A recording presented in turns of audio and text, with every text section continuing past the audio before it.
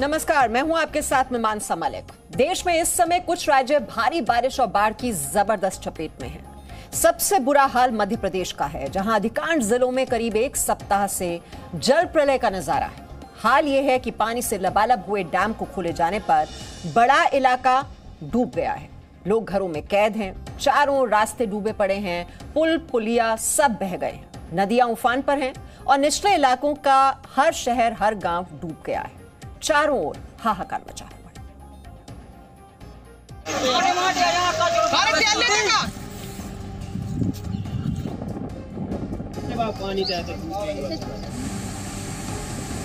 मध्य प्रदेश में भारी बारिश ने मचाया हाहाकार। विदिशा में लबालब हुए संजय सागर डैम ने मचाई तबाही। घर के घर पानी में डूबे, पुल बहे, सड़कों का भी अता पता नहीं। जल प्रलय में मंदिर भी समाया। मध्य प्रदेश में पिछले 5 दिनों से भारी बारिश से स्थिति गंभीर बनी हुई है। मौसम विभाग की माने तो फिलहाल हालात में कोई सुधार नहीं होने वाला। भारी बारिश से तबाही की नई तस्वीरें विदिशा से आई हैं।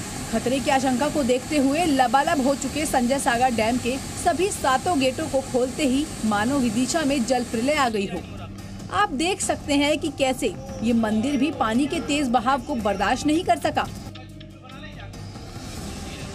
डैम खुलते ही विदिशा के इस पूरे इलाके में 5 से 6 फीट तक पानी भर गया। चारों तरफ पानी से घिरे घर ऐसे दिखने लगे मानो वो किसी टापू पर बनाए गए हों। हालात इतने भयावह हो गए कि लोगों को घरों में ही रहने के लिए प्रशासन को मुनादी करवानी पड़ी। लेकिन प्रशासन के इस अनाउंसमेंट का क्या लाभ? आप देख सकते हैं कि घरों का हाल क्या है। घरों में पानी भर चुका है और अब लोग ना तो घर में रह पा रहे हैं और ना ही बाहर निकल पा रहे हैं।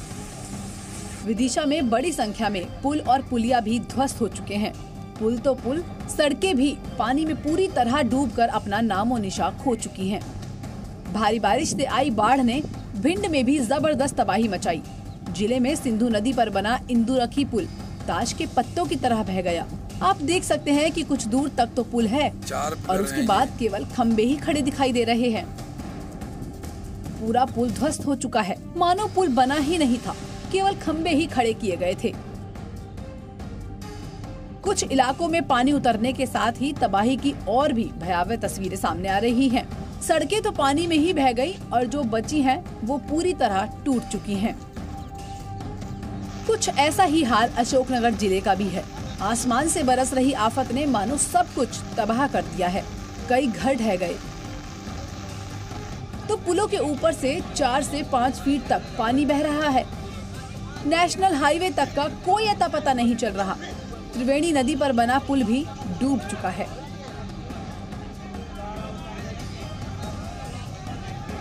अशोकनगर से आई तस्वीरों में पलायन का ये नजारा खौफ पैदा करता है।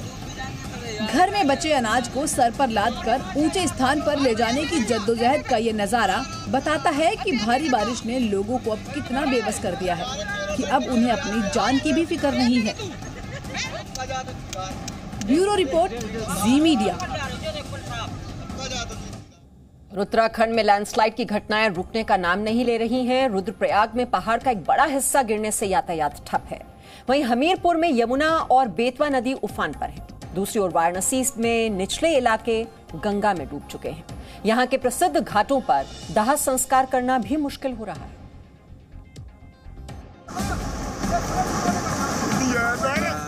उत्तराखंड में बारिश के बाद लैंडस्लाइड थमने का नाम नहीं ले रहा। ये तस्वीरें रुद्रप्रयाग की हैं, जहां पहाड़ का एक बड़ा हिस्सा सड़क पर लगातार टूटकर गिरता रहा। देखते ही देखते छेनागाड़ बक्सीर मार्ग पर इतना ज्यादा मलबा जमा हो गया कि वहां से पैदल गुजरना भी मुश्किल हो गया। सड़क पर यातायात ठप होने के कारण लोगों का कहीं भी आना जाना नहीं हो पा रहा। जिला अधिकारी का कहना है कि मलबा हटाने के लिए निर्देश दिए गए हैं। वहीं हमीरपुर से होकर गुजरने वाली यमुना और बेतवा नदी में इतना उफान आया है कि इसका पानी दूर दूर तक फैल चुका है। इसे देखने के लिए बड़ी संख्या में लोग पहुंच रहे हैं। हालात ये है कि ये स्थान अब पिकनिक स्थल की तरह बन गया है। वहीं पहाड़ों पर लगातार हो रही बारिश के चलते अमरोहा में भी गंगा का जलस्तर बढ़ गया। हालात ये हैं कि निचले इलाकों में इतना ज्यादा पानी भर गया है कि वहां अब छोटी गाड़ियां भी नहीं चल पा रही हैं। लोगों के आने जाने के लिए ट्रैक्टर ही अब एकमात्र सहारा बना हुआ है। लेकिन इस इलाके में ट्रैक्टर से जाना भी कितना खतरनाक है ये आप देख सकते हैं।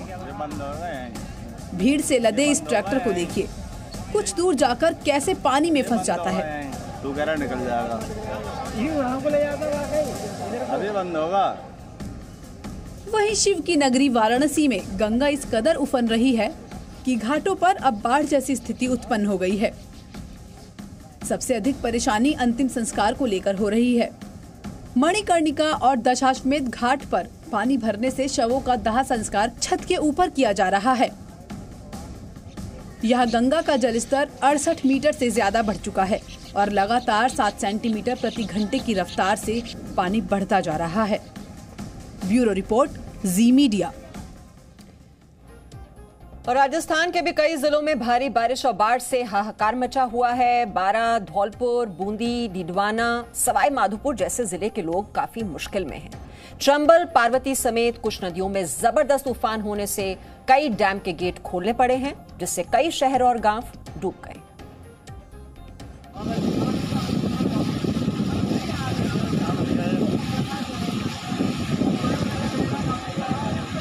भारी बारिश से राजस्थान पानी पानी। ओवरफ्लो हुए बांधों से पानी छोड़ने से जल प्रलय का नजारा। जान दांव पर लगाकर नदी पार करते लोग। तस्वीरें हैं बारां जिले की, जहां कई गांवों की पुलिया टूट गई तो कई गांवों के रास्ते पूरी तरह से बंद हैं। दर्जनों गांव का संपर्क कटा हुआ है। गांव में कई दिनों से बिजली आपूर्ति पूरी तरह ठप पड़ी है। फंसे हुए लोग निकलने के लिए जान जोखिम में डालकर नदी पार कर रहे हैं। वहीं बूंदी के कई इलाके भी भारी बारिश के बाद पूरी तरह डूबे हुए हैं। ऐसे ही एक इलाके में सरकारी काम से जा रही एक जीप पूरी तरह डूब गई। दरअसल बिजली विभाग की ये जीप अधिकारियों को लेकर जा रही थी। इसी बीच ड्राइवर को अंदाजा नहीं रहा और उसने 5-6 फीट से अधिक पानी में जीप उतार दी, जो तेज बहाव में जाकर डूब गई। किसी तरह जीप में सवार सभी लोगों को बचा लिया गया।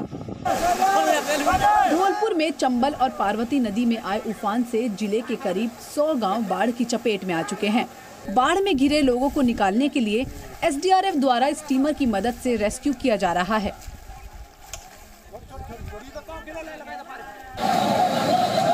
वहीं भारी बारिश के बाद डीडवाना शहर दरिया में तब्दील है। बस स्टैंड समेत कई स्थानों पर 2-2 फीट तक पानी भरा हुआ है। घरों में पानी घुस गया है। एक मकान तो भारी बारिश की वजह से गिर भी गया। गनीमत ये रही कि मकान खाली था, जिसकी वजह से कोई अनहोनी नहीं हुई। सवाई माधोपुर में 6 दिनों में हुई भारी बारिश के चलते जहां जिले के नदी नाले उफान पर हैं, तो वहीं बांधों में लगातार पानी लबालब होते जा रहे हैं, जिसके चलते जिले के 10 बांध ओवरफ्लो हो गए। तो वहीं दूसरी तरफ मानसरोवर बांध की दीवार पूरी तरह क्षतिग्रस्त हो गई। ब्यूरो रिपोर्ट, जी मीडिया।